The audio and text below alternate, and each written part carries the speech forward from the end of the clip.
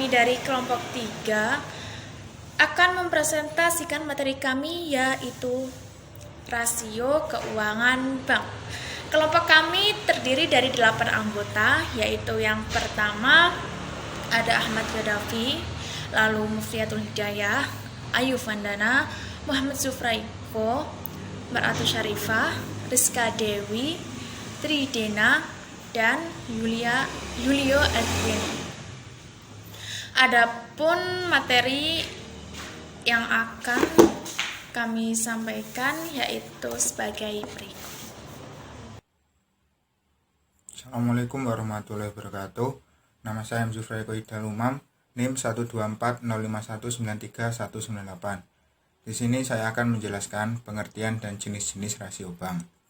Rasio keuangan yang digunakan oleh bank dengan perusahaan non-bank sebenarnya relatif tidak jauh berbeda. Perbedaannya terutama terletak pada jenis rasio yang digunakan untuk menilai suatu rasio yang jumlahnya lebih banyak. Hal ini wajar saja karena komponen neraca dan laporan laba rugi yang dimiliki bank berbeda dengan laporan neraca dan laba rugi perusahaan non-bank. Bank merupakan perusahaan keuangan yang bergerak dalam memberikan layanan keuangan yang mengandalkan kepercayaan dari masyarakat dalam mengelola dananya. Resiko yang dihadapi bank jauh lebih besar ketimbang perusahaan non-bank, sehingga beberapa rasio dikhususkan untuk memerhatikan rasio ini. Sama seperti perusahaan non-bank, untuk mengetahui kondisi keuangan suatu bank dapat dilihat dari laporan keuangan yang disajikan oleh suatu bank secara periodik. Laporan ini juga sekaligus menggambarkan kinerja bank selama periode tersebut. Laporan ini sangat berguna terutama bagi pemilik, manajemen, pemerintah, dan masyarakat sebagai nasabah guna mengetahui kondisi bank tersebut pada waktu tertentu. Setiap laporan yang disajikan haruslah dibuat sesuai dengan standar yang telah ditetapkan. Agar laporan ini dapat dibaca sehingga menjadi berarti perlu dilakukan analisis terlebih dahulu. Analisis yang digunakan adalah dengan menggunakan rasio-rasio keuangan bank sesuai dengan standar yang berlaku. Nah, adapun rasio keuangan bank yang akan disajikan dibagi menjadi 3. Yang pertama, rasio likuiditas bank. Yang kedua, rasio solvabilitas bank. Dan yang ketiga adalah rasio rentabilitas bank. Untuk yang pertama yaitu rasio likuiditas bank. Rasio ini bertujuan untuk mengukur seberapa liquid suatu bank dalam melayani nasabahnya.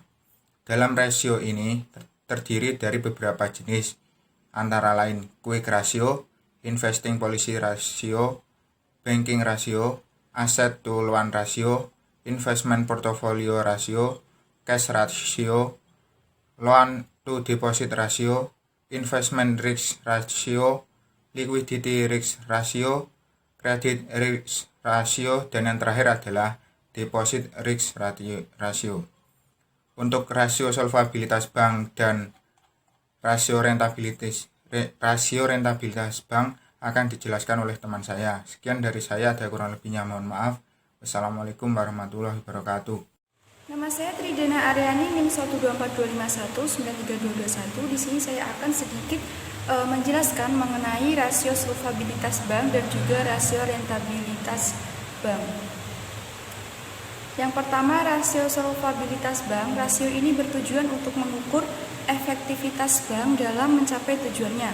Dalam rasio ini terdiri dari beberapa jenis rasio, yaitu primary ratio, risk asset ratio, secondary risk ratio, capital ratio, capital risk, capital adequacy ratio, gross yield on total asset, gross profit margin on total asset, dan juga net income on total asset.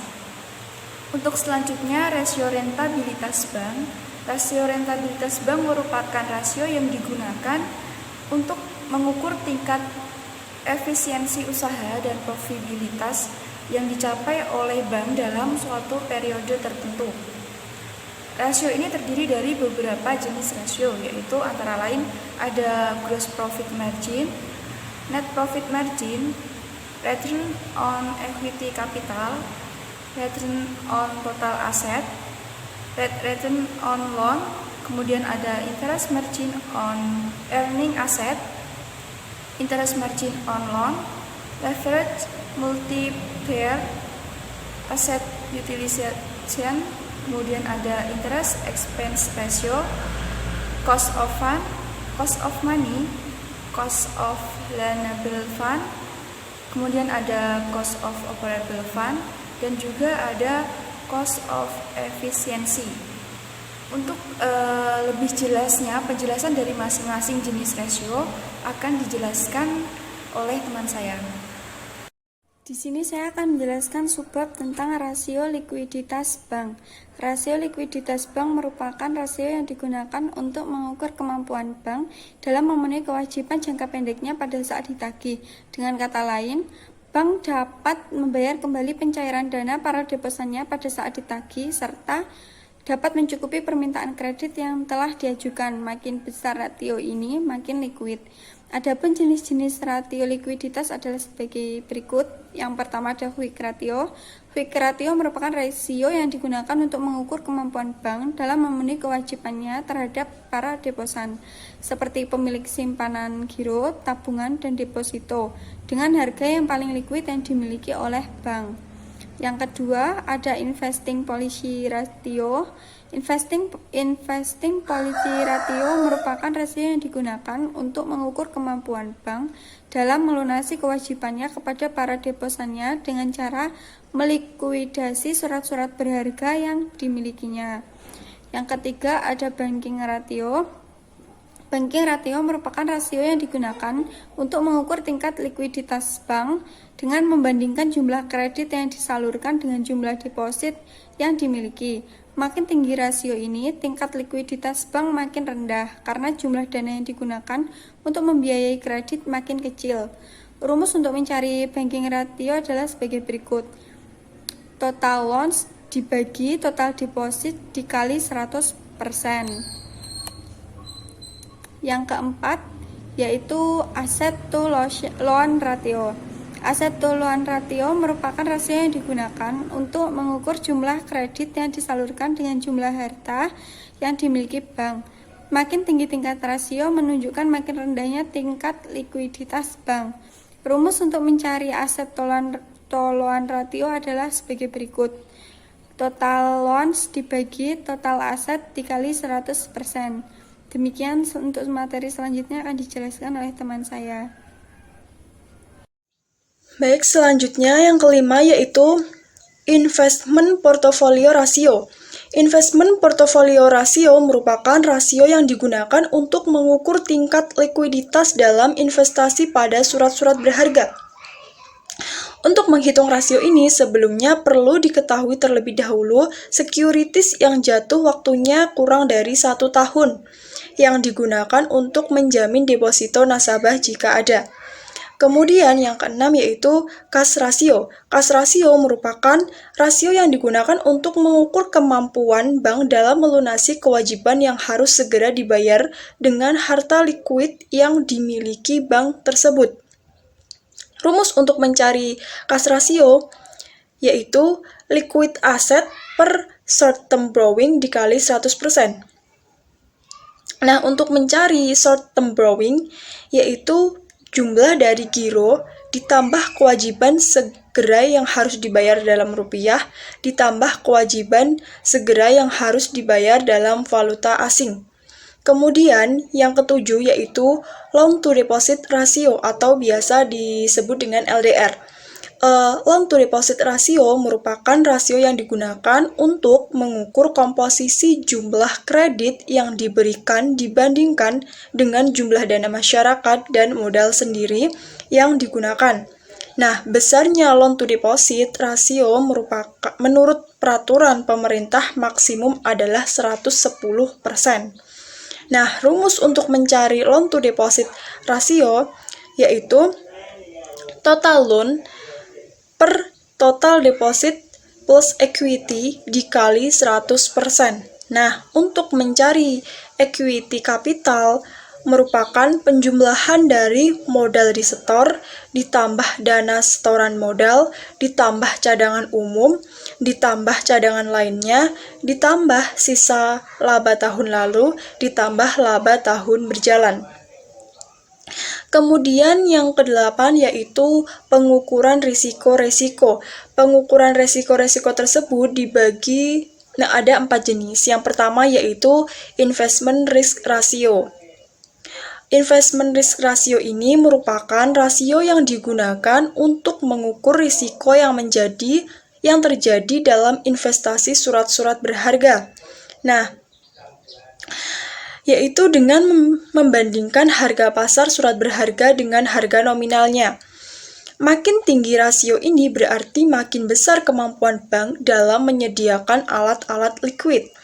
Untuk mengetahui rasio, harus diketahui terlebih dahulu harga pasar securities yang dibeli serta harga nominalnya.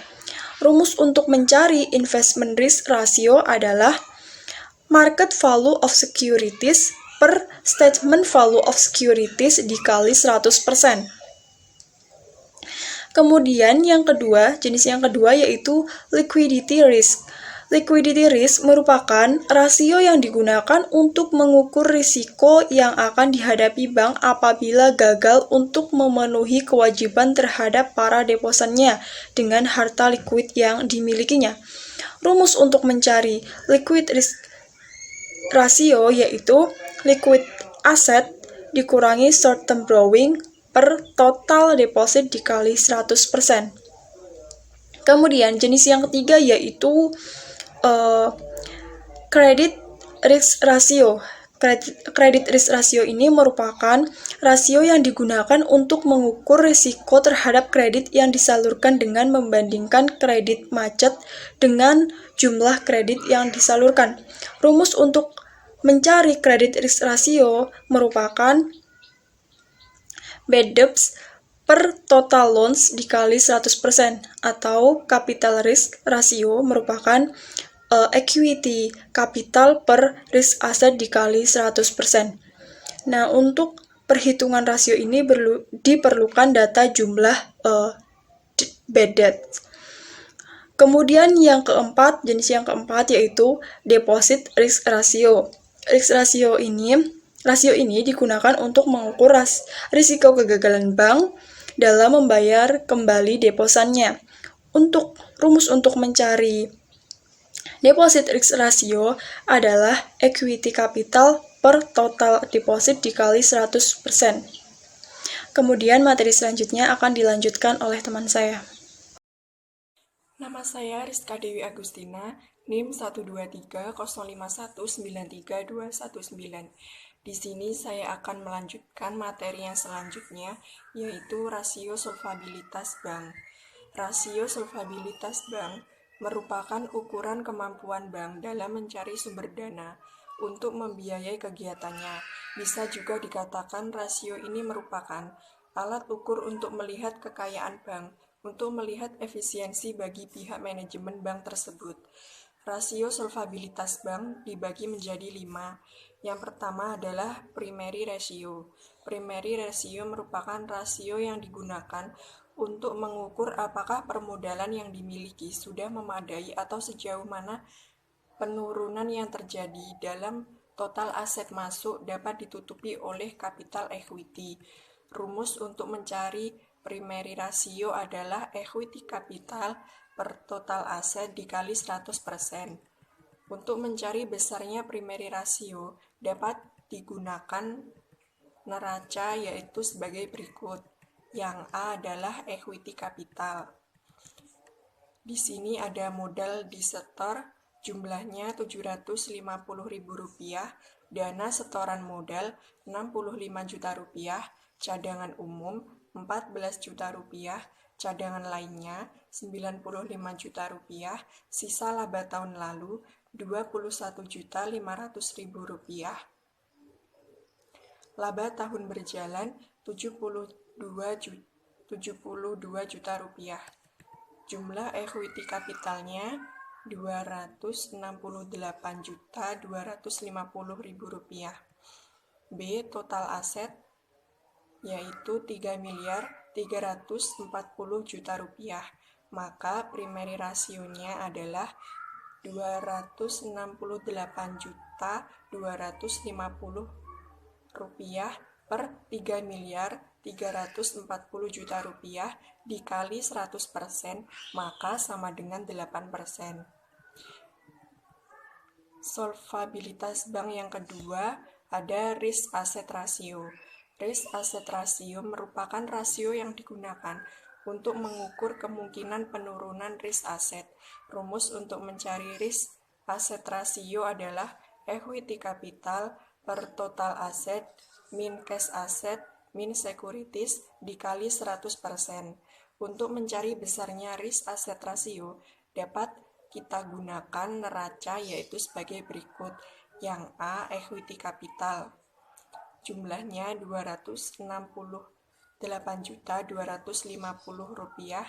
B, risk asset, total aset Rp3.340.000.000, cash asset Rp806.000.000, securities Rp230.000.000, jumlah risk asetnya Rp2.572.250.000.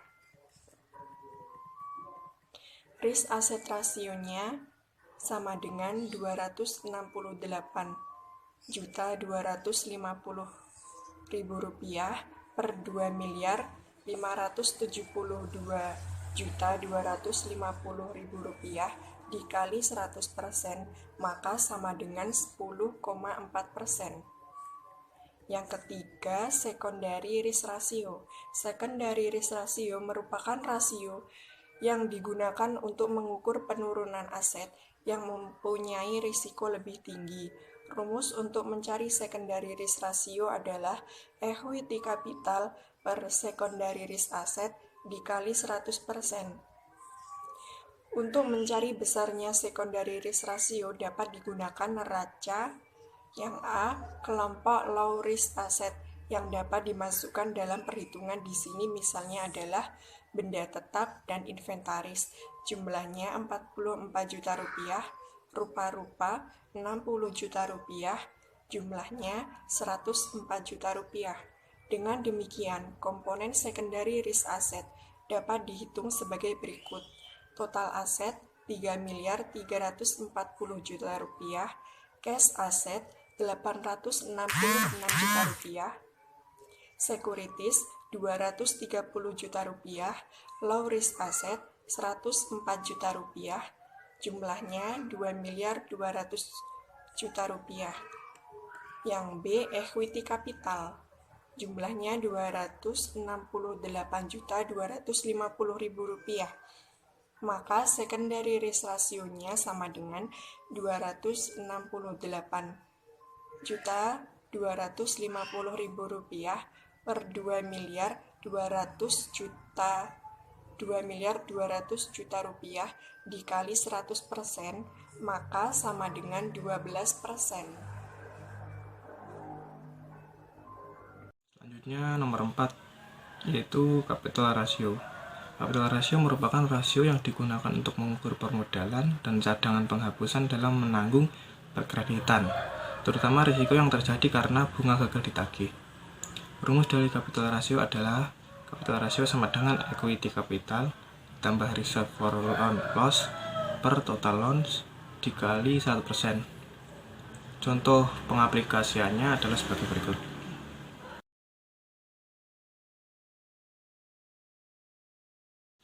Selanjutnya nomor 5, yaitu capital risk. Capital risk sama dengan secondary risk ratio. Yang keenam, capital adequacy ratio 1 atau CAR 1. Untuk mencari rasio ini perlu terlebih dahulu diketahui estimasi risiko yang akan terjadi dalam pemberian kredit dan risiko yang akan terjadi dalam perdagangan surat-surat berharga.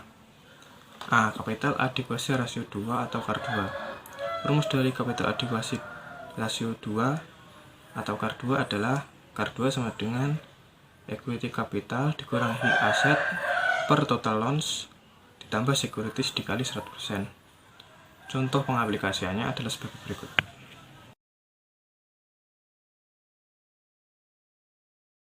Yang B, capital adequacy ratio. Rumus dari capital adequacy ratio adalah CAR 2 sama dengan equity capital per total loans ditambah securities dikali 100%. Contoh pengaplikasiannya adalah sebagai berikut. Sekian dari saya. Materi selanjutnya akan dilanjutkan oleh teman saya. Rasio rentabilitas bank. Rentabilitas rasio sering disebut probabilitas usaha. Rasio ini digunakan untuk mengukur tingkat efisiensi usaha dan probabilitas yang dicapai oleh bank yang bersangkutan. Rentabilitas rasio bank terdiri dari sebagai berikut. Yang pertama, gross profit margin. Rasio ini digunakan untuk mengetahui presentasi laba dari kegiatan usaha murni dari bank yang bersangkutan setelah dikurangi biaya-biaya. Rumus untuk mencari profit margin adalah sebagai berikut. Operating income dikurangi operating expense dibagi operating income kali 100%.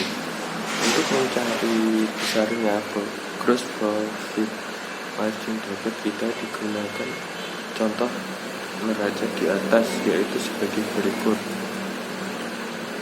Yang pertama, operating income, jumlah pendapatan bunga ditambah pendapatan operating lainnya. Terus operating expense, beban bunga ditambah beban operasional. Yang kedua, net profit margin. Net profit margin merupakan rasio yang digunakan untuk mengukur kemampuan bank dalam menghasilkan net income dari kegiatan operasi pokok.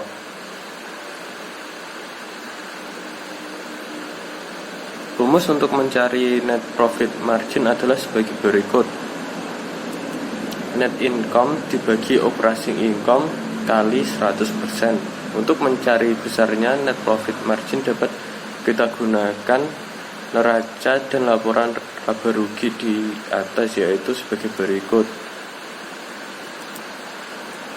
Yang ketiga, return on equity capital atau ROU. Return on equity capital merupakan rasio yang digunakan untuk mengukur kemampuan manajemen bank dalam mengelola kapital yang ada untuk mendapatkan net income. Rumus untuk mencari return on equity capital adalah sebagai berikut. Return on equity capital sama dengan net income dibagi equity capital sama dikali 100%.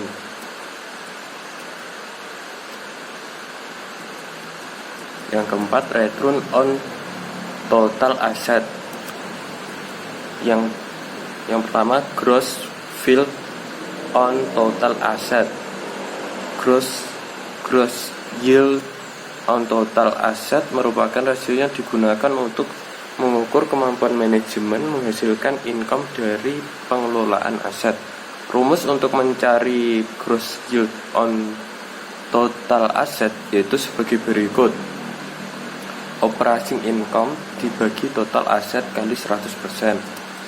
Untuk mencari besarnya gross yield on total asset dapat kita gunakan contoh neraca laporan laba rugi di atas. Yang kedua, net income total asset. Net income total asset digunakan untuk mengukur kemampuan manajemen dalam memperoleh profitabilitas dan manajerial efisiensi secara overall. Rumus untuk mencari net income total asset adalah sebagai berikut. Net income total asset sama dengan net income dibagi total asset kali 100%. Yang kelima, return on loans. Analisis ini digunakan untuk mengukur kemampuan manajemen dalam mengelola kegiatan perkreditannya. Rumus untuk mencari return on loans adalah sebagai berikut. Return on loan sama dengan interest income per total loans kali 100%. Yang keenam, interest margin on earning asset. Interest margin on earning asset merupakan rasio yang digunakan untuk mengukur kemampuan manajemen dalam mengendalikan biaya-biaya. Rumus untuk mencari interest margin earning asset adalah sebagai berikut. Interest income dikurangi interest expense dibagi total loans kali 100%. Yang ketujuh, interest margin on loans. Dari data di atas nomor 6 dapat dihitung interest margin on loans sebagai berikut. Interest margin on loans sama dengan interest income dikurangi interest expense per total loans kali 100%.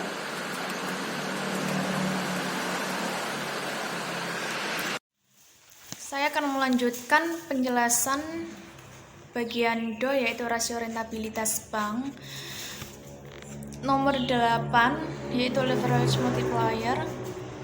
Nah, leverage multiplier merupakan alat untuk mengukur kemampuan manajemen dalam mengelola asetnya karena adanya biaya yang harus dikeluarkan akibat penggunaan aktiva. Nah, rumusnya sendiri yaitu dapat kita cari, yaitu leverage multiplier sama dengan total aset dibagi total equity. Nah, sebagai contoh, neraca dan laba rugi yang tertera itu total aset dibagi equity capital, nah itu sama dengan 12,5 kali.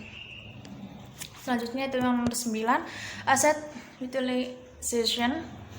Itu merupakan rasio yang digunakan untuk menggunakan sejauh mana kemampuan manajemen suatu bank dalam mengelola aset dalam rangka menghasilkan operating income dan non-operating income. Rumusnya sendiri yaitu asset utilization sama dengan operating income plus non-operating income dibagi total aset dikali 100%. Nah, untuk mencarinya sendiri dapat kita lihat sebagai contoh yang tertera. Nah, operating income dan non-operating itu dijumlah lalu dibagi dan lalu dikali 100% dan hasilnya ketemu asset utilization. Selanjutnya bagian 10 atau nomor 10 yaitu interest expense ratio. Interest expense ratio merupakan rasio yang digunakan untuk mengukur besarnya presentase antara bunga yang dibayar kepada para deposannya dengan total deposit yang ada di bank. Nah, rumusnya sendiri yaitu interest expense ratio sama dengan interest expense dibagi total deposit sama dengan 100%. Nah, untuk contohnya sendiri yaitu dapat kita lihat pada contoh yang tertera, yaitu dengan rumus tersebut maka akan menghasilkan 6,9%. Selanjutnya bagian 11 atau nomor 11 yaitu cost of fund. Cost of fund merupakan rasio yang digunakan untuk mengukur besarnya biaya yang dikeluarkan untuk sejumlah deposit yang ada di bank tersebut. Rumus untuk mencari cost of fund dapat kita gunakan contoh neraca dan laporan laba rugi yang sudah tertera. Langsung kita masukkan bagian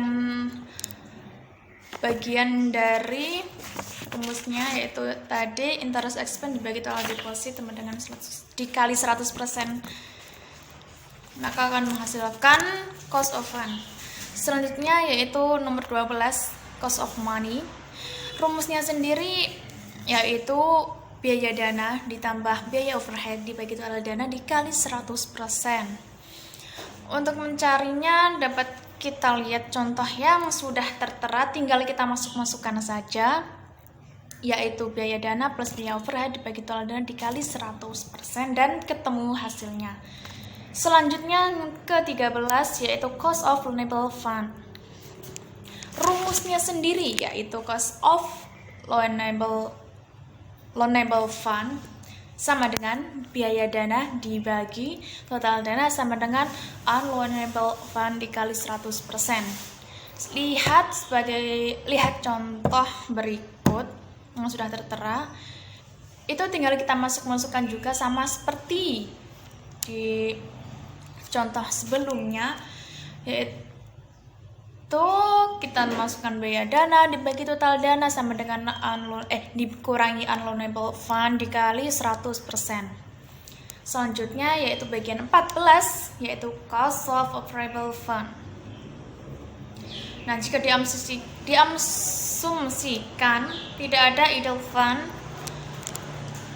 dari data dapat dihitung cost. Jika tidak ada idle fund, maka dapat dihitung menggunakan cost of operable fund.